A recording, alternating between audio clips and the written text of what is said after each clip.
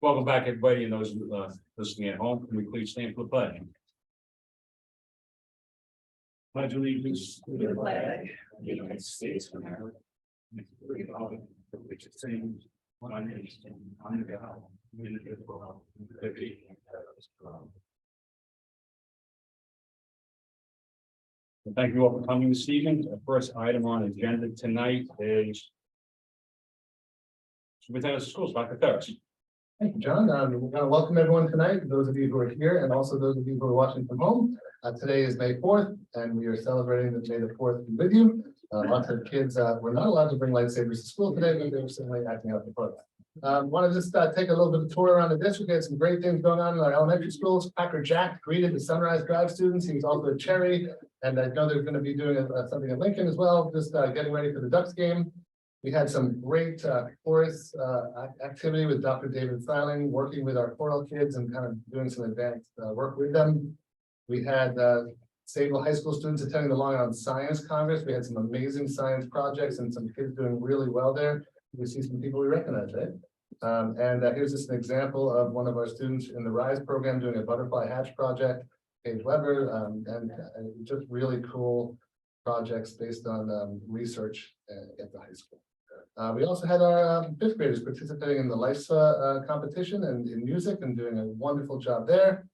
And we have all of our spring concerts happening going to happen in the high school, brilliant middle school concerts and elementary coming down the pike. And we're really excited about all the hard work the kids put into this programs.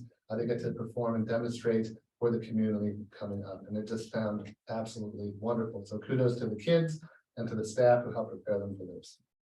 Seventh grade just got back from the Boston trip. Other than a little bit of elevator trouble at the Science Museum, they had a great time. It's really great when you can take kids out of the school environment and have a hands-on learning experience in Boston, going down the Freedom Trail, learning about the events of the American Revolution. So you have social activities with the kids. They had dances, they had activities, they cooked stuff and went to different restaurants, but also got to learn a lot about science and history, and it just was a great enriching trip for everybody. One of my favorite things that happened was on Wednesday, we had our first unified basketball game. This is a integrated team of special needs students and regular education students working together on a team, and we compete against other teams across Suffolk County. Our team was doing great. We had a packed house in the high school. Just watching these kids throw up a basket, hitting it, and having the crowd go wild, and then having their name announced as someone who hit a shot, and then running back wide-eyed grins, and just really a great time. And just also watching just the interaction between the kids was just absolutely wonderful. I want to compliment Dr. Cox, our athletic director, Stacey Gigante, who the second that they got into this, they got our teams together, and it's really become something that the kids are looking forward to. I also want to thank the other teams. The lacrosse team was there, the baseball team came by, the track team came by, just to support the kids and be fans in the audience. So that was really a great activity. A lot of things going on all over the school district, but just want to remind everybody that we have a budget vote and trustee vote on May 16th. It opens up at, I think, 7 a.m. Is that correct, Sam? 7 to 9, Old Junior High School. Yeah, 7 to 9 over here in the Old Junior High School. I just want to encourage every single parent in the community and every community member to vote. Vote your heart, vote your mind. Become knowledgeable about what our budget is about, ask questions, we'll give you all the details. We've been doing budget talks at all the PTA meetings. We did budget talks here. We're going to have a hearing next week. And we encourage you to learn as much as you can about what we're trying to do for the kids. And then you can decide how you want to vote. But we do think it's a great thing to model for your children. The one act that is the most democratic local act you can do is vote in local elections. I also want to point to a really great piece of artwork that's over here on the corner, which we hung up in the boardroom. This is by one of our students who Tom, can you just do me a favor and read the caption underneath, and then I'm going to explain a little bit about it. That's gonna be a little bit. Yeah. While creating this piece, I was inspired to express how we as citizens are unified through democracy as well as the three branches of government. The three cornerstones of democracy are also very important. Civics is the study of our rights as citizens. Civility is politeness, and courtesy is behavior. And collaboration is the action of working together. These cornerstones help unify our people and improve our daily lives. In the piece I created, I show the Capitol building with three pillars, and each one represents a different cornerstone. So that was one of our students who entered into a civics contest. I can't remember her name. I want to celebrate her name. It was such a good piece. It won second place in the Suffolk County Civics Art Project. She was an AP art student, an AP American History student. And that piece, and that I think perfectly exemplifies what the founders of our country meant and wanted when they formulated democracy. Civics and understanding, civility, discussion, and collaboration, even though you might have different opinions, to get to a place that makes progress for our people. And I think hanging out in the boardroom, because I think that's why we're here, and that's the whole point of these meetings, being public, talking about things, discussing, debating, dialoguing respectfully, and then coming up with solutions for our community and our students. So I just think it should serve as a reminder of why we're here. She didn't sign it, no. She did not, but I think I'm gonna have her come back and sign it. Yeah. So that's my report for tonight, and that was just kind of an around the district, and now we're gonna open up to the board. Thank you. Next item on the agenda tonight is Board of Ed discussion. We have about 5 items. Our first one was a conversation with Commissioner Rosa, which I attended, as well as Kelly and Dr. Ferris and Christine Piccioni as well. It was more of a prepared questions that she was answering. One was on school mascots and some of the difficulties some districts can be dealing with school mascots, and they're not permitted to use the symbolism anymore. Interest dialogue, some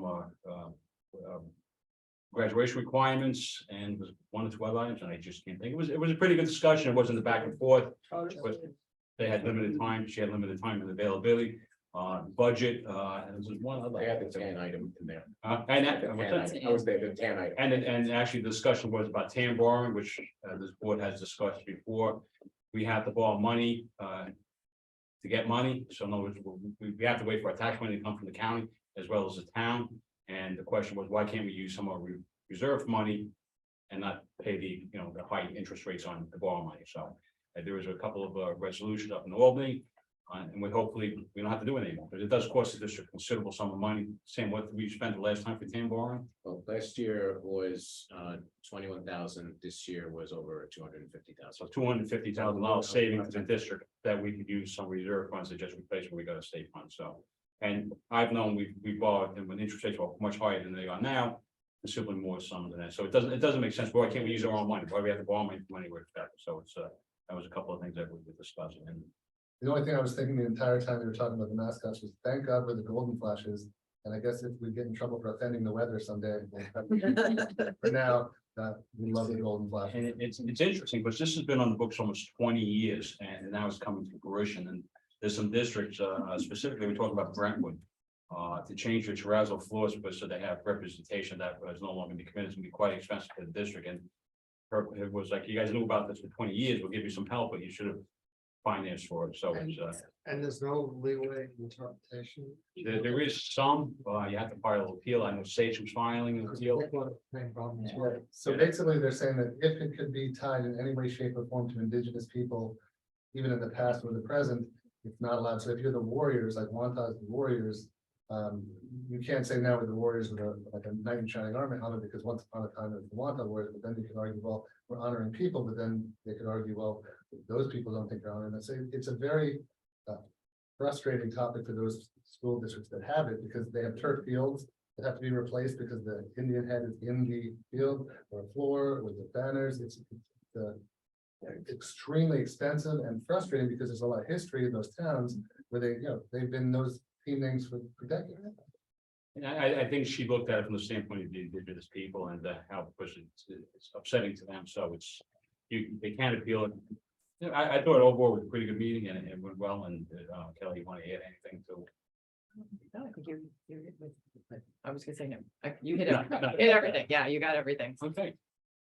Next item on our agenda is our discussion is budget hearing workshop, which is, I already said, is May 9th. I'm sorry, budget hearing workshops, May 9th, 7:30 PM. Budget vote and election is May 16th, 7 AM to 9 PM.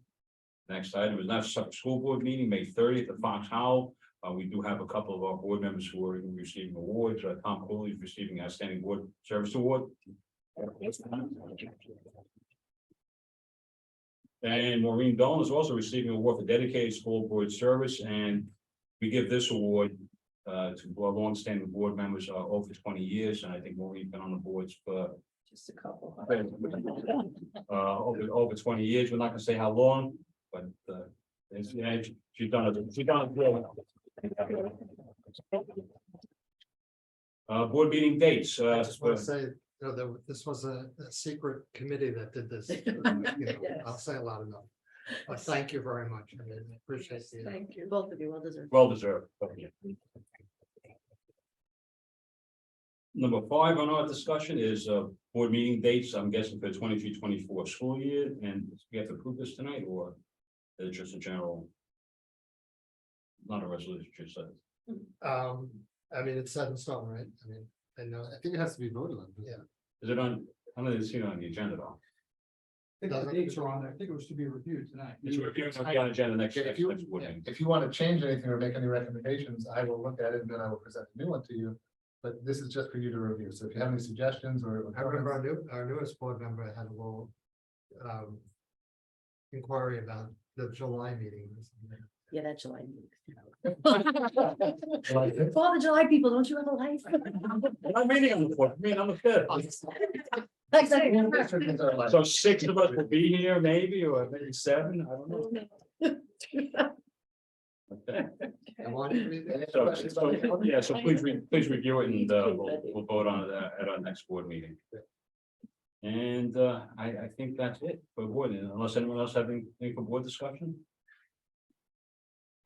I have one thing, I was just at the girls flag football game. Oh, I've yeah. never seen such excitement with a new sport than I see these girls. It playing is this so much game. fun.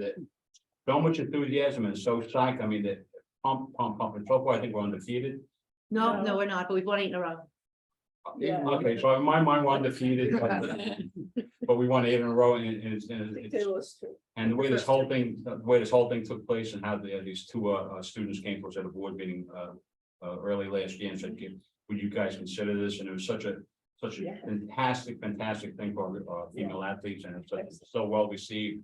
And we hope it goes out through Suffolk County and Nassau County. So it's really great. So if you have a chance, especially one of these games, you see the enthusiasm and excitement on the field. Let's fill the stands and let's become 9-1. Senior day next Wednesday. They're very good. Just also want to say, there's over 50 girls who are on this team. And the level of enthusiasm, to your point, is off the charts in terms of, they've probably been watching the boys play football for their whole lives. And now they're out there playing football and they love it. And it's just, and they get into it, and the quarterback has a cannon and there's doing so. So just a quick story. My daughter plays defense, and last week she had the first pick 6 ever on defense. And all weekend they've been walking around saying it was a pick six. And on Sunday, that was on Friday night. Sunday, I finally had to explain to them what that meant. That's what's like, It's That's it, running back for 6 points. played a little differently than regular football, and it's some of them, like, Like, whatever it is. it was- The excitement outweighs very just understanding how it's played. It's harder for them. They have to go 20 yards to get a first down. Regular football, the men only have to go 10. They hit each other. all right, that's the debate. All right. Moving on, anyone else for board? Yeah, I just want to say, so, there was for the seniors this week, I talk loud enough. For the seniors this week, there was, the committed student day, right, where they all celebrated at the colleges that they went to. It was awesome. My daughter was part of it. She was very excited. And, all the Facebook posts and the parents. I'm hoping that we're gonna look to celebrate the kids who are not thinking college is a career path. It's not the only thing for them to do. So obviously those who are choosing maybe the military or even just do it directly into the workforce, I hope we can find a way to celebrate them. It may not have to be exactly the same thing, but I think that they should not go into Very good. That's it? All good? Okay, next item on agenda is. Yeah, I just wanted to say later on, we're going to be just acknowledging that we received a donation for a drum set from one of our parents, Tara Collins. I just wanted to say thank you to her. I know we'll write her a note, but that was very generous of her. Well, thank you. Thank you. Okay, next item on the agenda is public session. Can I just see a show of hand, how many people would like to speak tonight? I'm gonna read my statement. The Board of Education and Administration listen carefully for what members of our committee have to say. We follow regulations specified by law and policy. We encourage our community members to offer public comment at Board of Education. The Board of Education requests that anyone who participates in public session demonstrates civility and they address the board. Board of Education meetings are held in public view, giving the public the opportunity to watch and listen to the proceedings of the board. In these meetings, the staff updates the board on matters pertaining to school district. The board may be required to take action on matters related to district operations. Board Policy 1230 provides the opportunity for hearing public comment during the meeting.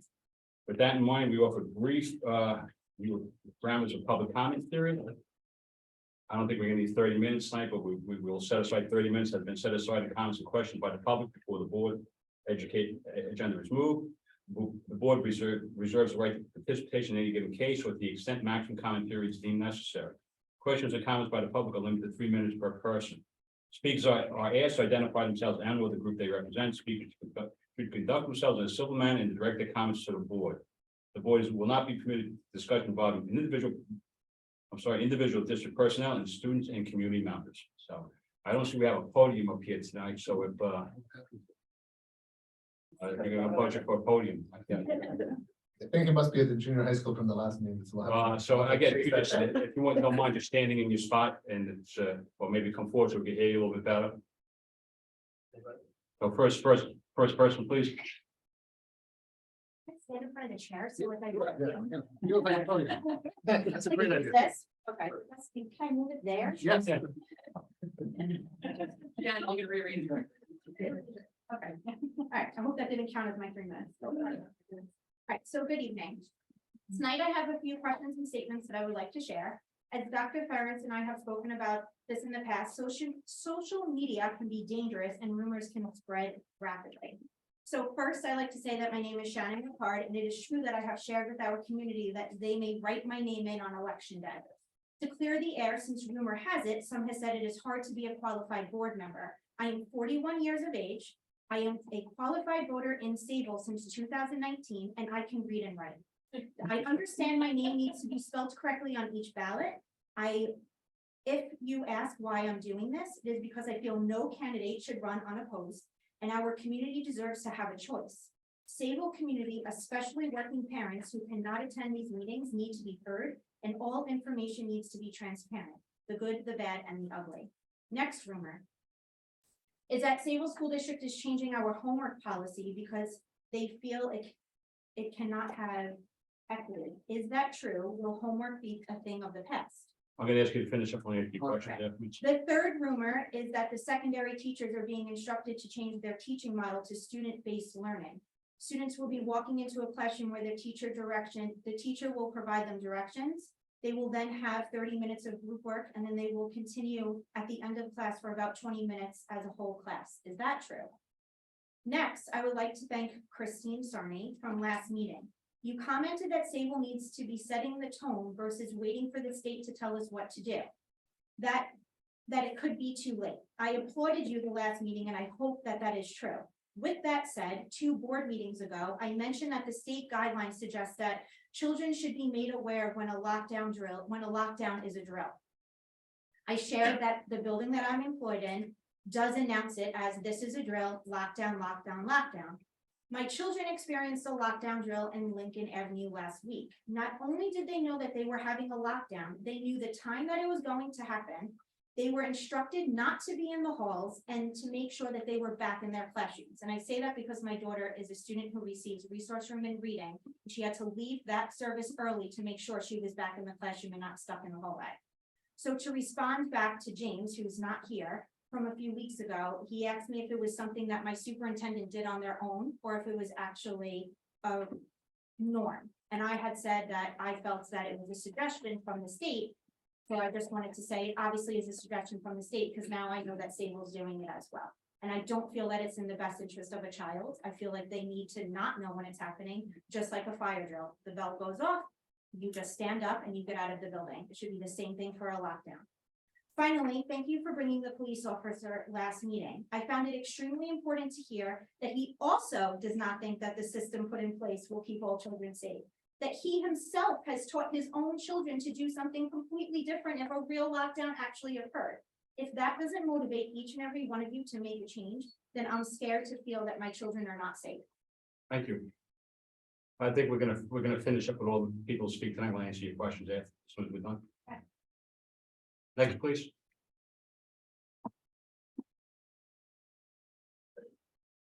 If you feel more comfortable standing at your spot, that's okay. That's all right. Or neglect her.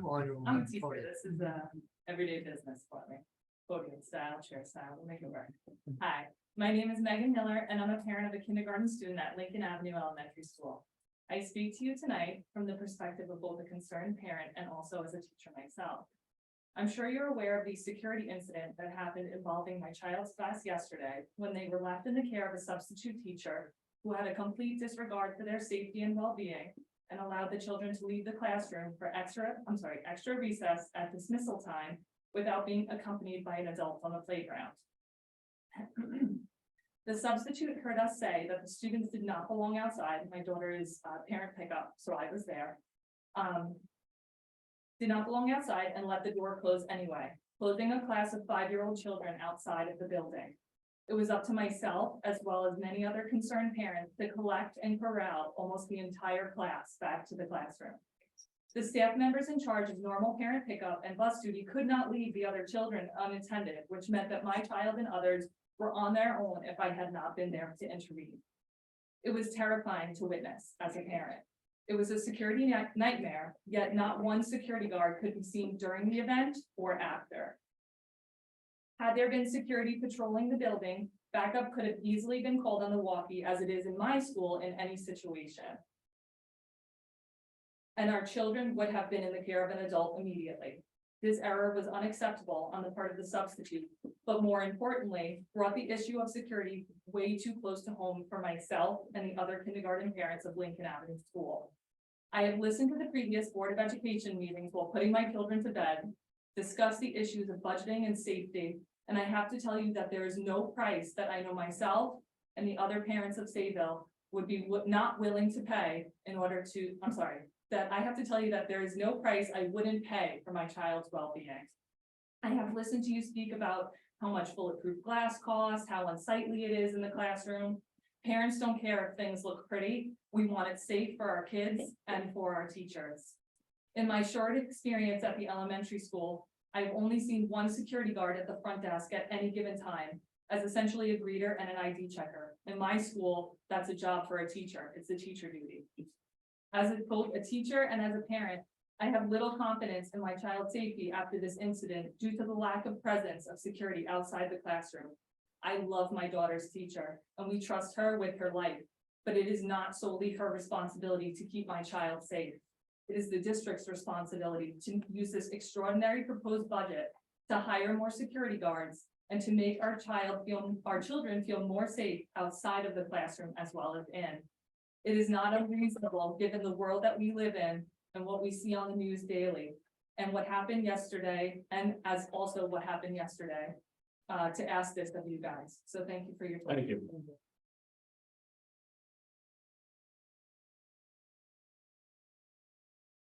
Next, please.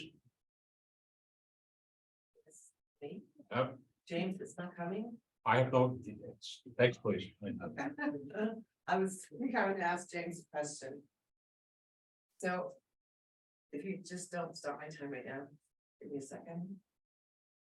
I would like, you can start it now, just to quickly let everybody know from a law enforcement family, I completely understood the officer at the last meeting. We teach our children, law enforcement families, teach our children, don't lock down, don't listen to your teacher, break a window with the desk or a chair and get out of that building and run for your life. That's what we teach them. And that's what you might experience for police kids in your district when that's happening.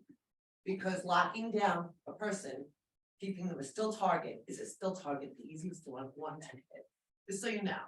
So we have no perimeter security. That's not good. Okay. I'd like to remind the board that you had 3 Suffolk County patrol vehicles, armed police officers in this parking lot when parents came to speak to you about unmasking their children to protect you. And you have to think about protecting our children in the same manner. Perimeter security. It's a shame. I don't think you were here, Dr. Ferris, but that's what happened in one of our meetings. We didn't have any armed parents walk in this room. So I hear that the union is supporting the incumbent candidates who are running unopposed. I hope that the union members are listening to me right now. I don't know what they promised you, but when I spoke to some board members privately, they asked me to foil your contract. They told me I should. I never have. They laughed about that. They laughed at your contract. I personally think that teachers could run the district all by themselves without all of you. Our kids would learn. Teachers have been my children's mentors, and they're my friends. And I was offended by that. And every union member, your teachers association should be also. And I hope they do not vote for you because they do have a choice. There are write-in candidates. Finally, I would like to ask the board members what this is. A petition. I foiled all the petitions the night they were submitted, Monday night. Wednesday, I received them. I got James and I got Tom's. And then there was another one for Norm Devenow. Norm's petition was submitted without a candidate listed who he was running against. That's not to be, and you all know that. You've all filled out petitions in the past. You know you have to declare a seat. So why was that done? Was that done? If someone ran against James or Carl, not Carl, sorry, James or Tom, you would have just put that name at the top and Norm would have been the third candidate to split the vote. That's corruption. It's disgusting. Christine, Tom, and John signed Norm's blank petition. The 3 of you. All due respect, but the 3 of you know better than to sign a blank petition. You don't care who the community wants. It's who you want on the board. And that's wrong. This is supposed to be an untainted democratic process. And I'm so disappointed. That is what got me to go in as a write-in candidate. And I hope everyone, I'm gonna ask that you finish up, please. I hope everyone considers that. I have the petition if other people want to see it. It's a shame that you did that to Norm. He wasn't even aware of what you guys were doing. I'm gonna ask that you finish up. Thank you. I'm disappointed. There are papers back And- there for your write-in candidates if you'd like to And look at anyone them. else, please, next. That's it.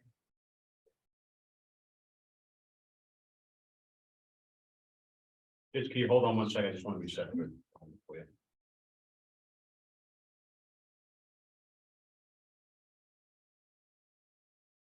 Go ahead, please. I usually like to choose an important issue and address it at these board meetings, just one issue that I find important. But there are just so many issues in New York schools right now. And the fact is, Sayville's new administration is setting us up to not only permit, but promote the New York State social and political agendas in our schools. There are so many issues that I literally do not know where to begin. And since I continue to be graciously granted only 3 minutes to speak as a parent and taxpayer in this district, I have decided today to just list my concerns. Already discussed security at the last meeting. We have inappropriate books that are being offered to children in their school libraries, including those that are sexually graphic and explicit, and those that promote very contentious political agendas. Take a look at one called The Bluest Eye. That book and others like it should not be available to our children, especially without parental permission, but it is. Social emotional programs being mandated and forced on every child, even those that do not want it. Programs that intrude into our personal family lives through our kids. Curriculum being modified to force political ideals of equity and inclusion on children, which are only creating further resentment and division. New York State is trying to mandate curriculum on LGBTQ.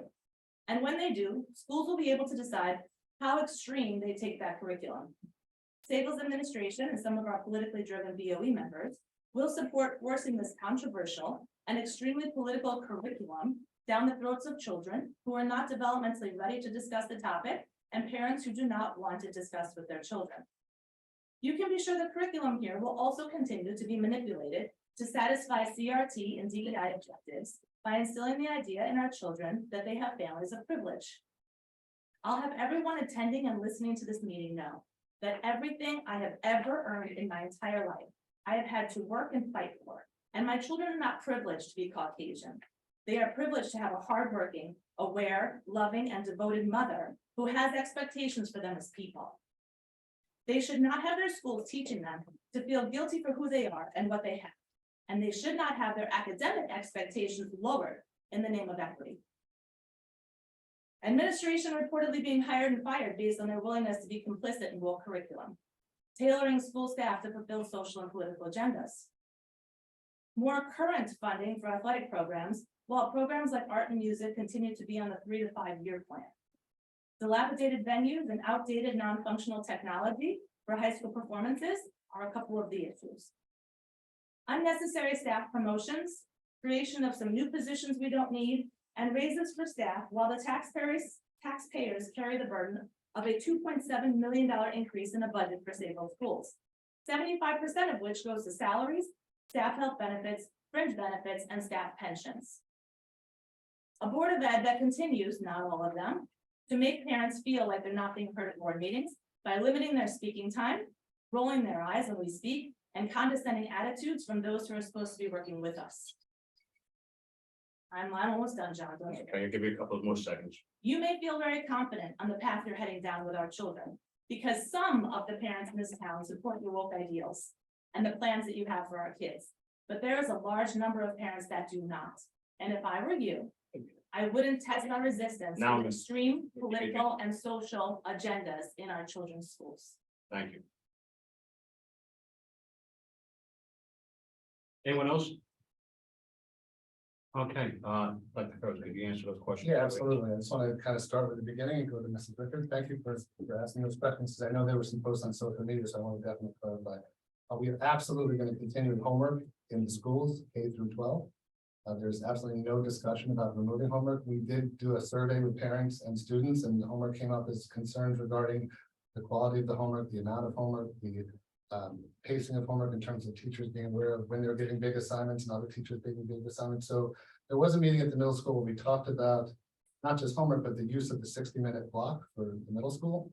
And I think during that conversation, Dr. Castoro talked about let's make sure that when we give homework, it's meaningful. And it's not just for the sake of giving homework and being busy work, but that it's actually work that kind of promotes and moves your curriculum forward. So there was no discussion about getting rid of homework at all. In terms of the 60-minute learning block, we also had a meeting because the structure of the periods were changing. So the principal met with the teachers and said, okay, so we're going to the schedule. Let's talk about what a good 60-minute learning period would look like. And they asked for feedback from the teachers about what they wanted their approaches to be. And so when you're working with 11, 12, and 13-year-old kids, the research is clear that you can only do certain things for about 13 minutes, 12 minutes before they start to lose focus. So you want to do 12 minutes of lecture, and you maybe do 5 minutes of group work or a turn and talk, and you come back and do an activity. And a 60-minute period should be broken up between many different types and styles of learning to meet different kids' needs. And you also have a push-in teacher in math and in ELA. So when kids struggle, they can provide support. So you can group the kids differently during those learning periods, but absolutely nothing based on what was said on the internet. We don't teach for 10 minutes and let kids sit and just teach each other for 40 minutes. That's not something we do. It's not something we promote. We teach, teachers are excellent. Our staff is very proficient. And we were having a discussion about how do you best utilize the 60-minute period for students.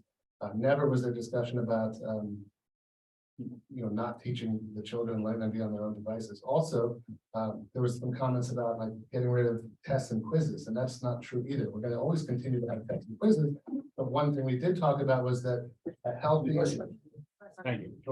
range of assessments in the classroom includes tests, quizzes, and other ways to measure kids' learning. So a project is appropriate to mix in with tests and quizzes. Ways to show kids understand something with short check-ins with kids in the middle of a lesson, and a 5-minute assessment in the middle of a writing period to see that everyone understands something, and then moving forward is another way to assess student learning. So the discussion was that there is a wide range of ways to measure student learning. Tests are one, quizzes are one, but also projects and hands-on learning activities are another, especially in the sciences. You want kids to do science experiments and labs, and you can measure those in multiple ways besides and in addition to quizzes and tests. But on social media, I think it was posted that like we were doing away with quizzes, we were doing away with tests, we were doing away with homework, and everything's gonna go downhill, and all the kids are gonna sit around in circles and talk to each other. That's just absolutely not true. It's false. And Perhaps you need the staff notes from those minutes. well, I'd be happy to put them on social yeah, I media. actually was in a meeting with some of the teachers, and this isn't a dialogue, this is just me responding to Mrs. Burke. That's So, I'm just telling you, and you know, our teachers are very good, they're very committed, as you said, and they know how to teach, and we're gonna continue to do that, and also the feedback that I've gotten from the people that I've interacted with, both union members and also just teachers who were in meetings about the period, that they're excited about having block scheduling because they have more time with their kids. They have a less amount of kids and they can give them more attention that they need in 6th and 7th grade at a very young age where they need to kind of ensure that they're ready for high school. So there's a 3-year progression. I'm just checking to see if there's anything else in that.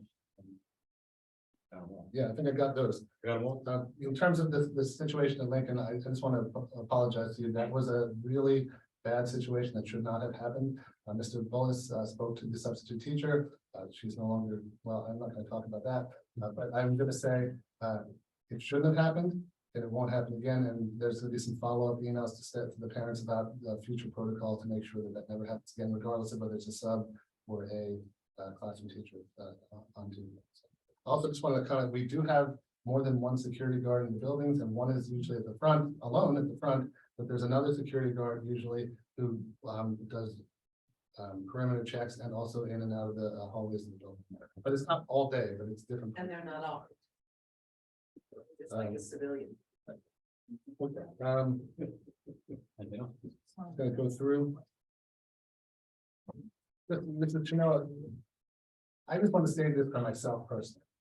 I get kind of internally offended at the concept of being told that I'm a woke person who wants to kind of radically change the way kids learn. And you know, that's in my mind, that doesn't make any sense to me. I think we should have high standards. I think we should have students meet those standards. I don't think we should lower the standards at all. I think that there is, though, a way to support students like special education students, a scaffold for them so that they can meet those high standards. You don't lower the bar and let all the kids step over it. You keep the bar high and then you give kids skills and scaffolds so you can get up and achieve at that level. I believe very strongly in an education that teaches democracy, that teaches the Constitution of the United States, and that teaches the history of our country.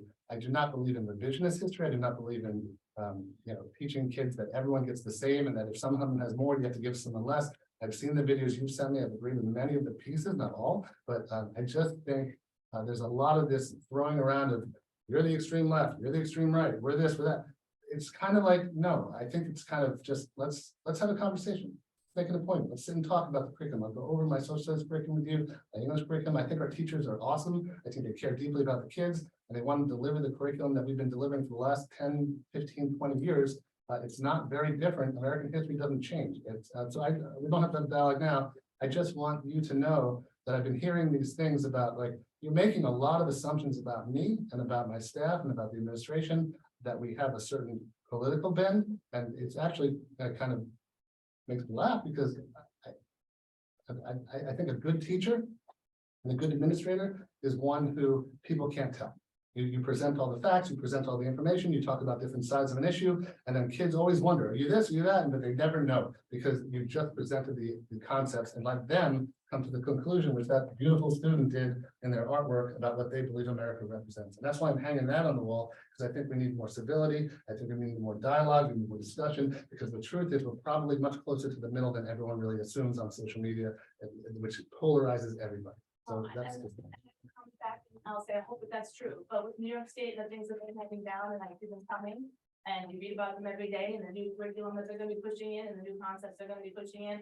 I have to be honest, a lot of us do not trust Sayville as a whole. I mean, there are a lot of phenomenal people here who will teach in the middle, who will understand it, who will take the curriculum and not make it extreme. That's the idea.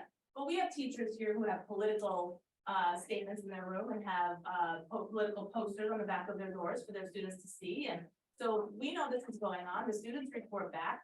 You know, my own kids come home and say, we read this thing today. One teacher will handle it great. I find out another teacher didn't. When my kids come home feeling guilty for who they are, then that teacher has failed them. So as a whole, Sayville, I love Sayville. My kids are here for a reason. If we wanted to leave, we would leave. We love Sayville. But I will say that with everything being handed down, And from what I'm seeing from some of our board members, and they're the ones who are basically the head of our district right now, I do not trust that those extremes won't come in. Okay, and I just want to make a statement to the community and to you that the expectation that I just shared with you about how students shouldn't know is the expectation for our staff. And I've had many conversations with Mr. Pace. He's exactly in the same place as I think, and the union is as well. And the expectation of our principals is that we teach the facts, we teach the curriculum as it is. And by the way, states have always, whether it's New York State or other states, put out what they think is the generalist way. And, you know, good school districts look at that and find a way to do the best with it based on what their community wants and their needs. So we have the autonomy in many regards, to kind of choose our path and be better than the state, in my opinion. Have the Black Lives Matter poster been removed from the classroom where it was? There are no Black Lives Matter posters in this. We move on. Let's move on. Excuse me. Next item on agenda tonight is, Can I stop you for it? I'm sorry. is there any other? I was not planning on speaking, but after something, can I please take a minute? Okay, we'll take, go ahead, please. So usually I'm much prepared, I'm not, and so I'm gonna do this, my head is scrolling at some of the comments, so I just need to direct them here. As a child, a parent of a child who was borderline suicide and another child that was bullied in this district extremely horrifically. The social emotional learning that people speak negatively about, I'm telling you, from a parent whose kid was on the receiving end of a bunch of kids who are not being taught at home. That social emotional learning piece that's taught in this district is much needed because it is the only place that those children who do the things that they did to my children are held accountable for what they've learned or done. Whether they're learning it at home, whether they're learning it at a book, whether they're learning it on the internet, I have no idea. But if you take away the social emotional learning piece of education that everyone is speaking against, you are hurting the majority of kids that are bullied at any time in any district. I'm like, I'm so upset about those things, but if you're going to say that a child should not be told that they're privileged because of whatever you do at home, and I am that parent too. I work hard, we raised our kids, they are not privileged in any way. They have to work for everything that they have. But in the same light, to say that an LGBTQ child or an autistic child should not be seen in the same way, or that other children should not be educated, the social emotional learning piece of that, I disagree completely, because I think that what we do here, that piece is strong. And we need to continue that piece, and we need to educate our kids on socially being nice, and emotionally treating kids with respect, and learning about autistic kids or kids who need special learning, or just kids who don't fit in. So I'm sorry, I know that.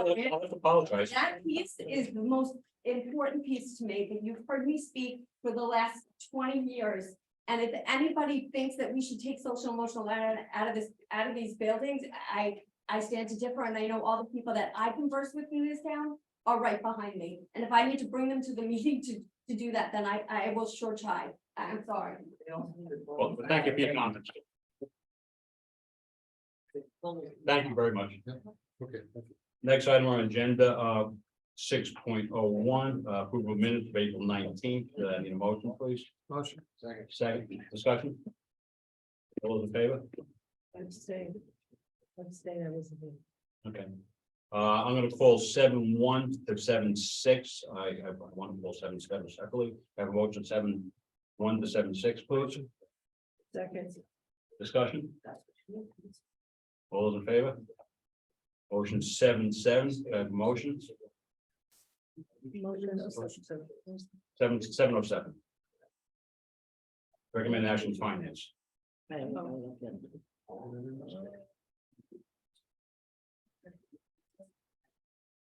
motion. Is there a motion? Yes. Is it on your, you don't have it, I Kelly? don't have it. I don't either. I don't have 707. I have it. You're at 707? Refresh.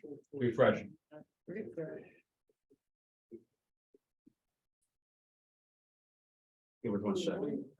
Sorry. I know, I realize. I don't have it either. We get a printed one? No, it's fine. I can. You got it, Maurice? All right, everybody have it? You need to add acne to the bullying. Excuse me, we finish 1 second, please. Good.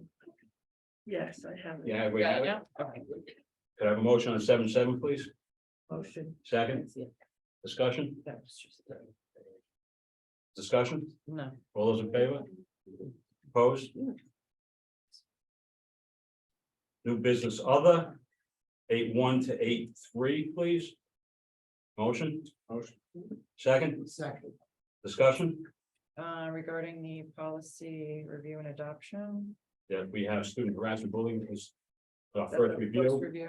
and the second review is independent education evaluation regulation. We're voting on that on the second.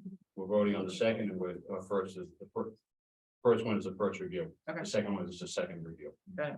Uh, We're voting. First thing, not the second. Gotcha. Okay. All discussion? All those in favor? Okay, that's it. Adjourn to, we're gonna go back to executive session to continue our discussion, our first discussion. So, need a motion? Motion.